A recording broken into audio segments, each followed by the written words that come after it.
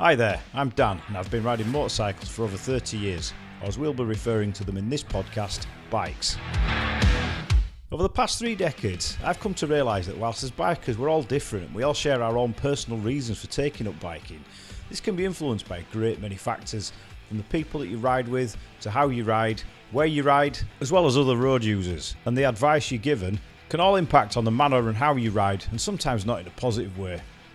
With this podcast, I'm going to try and offer some of the advice, hints and tips I was given as a new rider by my peers, and some of them from my own personal experience that have, to date, kept me safely riding and enjoying biking into my late 40s. My aim is to try and explore some of the other bikers who've helped shape my riding past, from my own brother and father to some of the people I've ridden with in the past, as well as those I ride with today. Moving further into the shows, I'll see if I can reach out to some motor vloggers out there and see what, if any, of the advice they were given and whether they took that on board or whether they chose to simply try and figure it out themselves. I'll also be looking at the legal ramblings of motorcycles in the UK, looking at kit from helmets, jackets and gloves etc, and through the testing process that they require to meet safety regulations.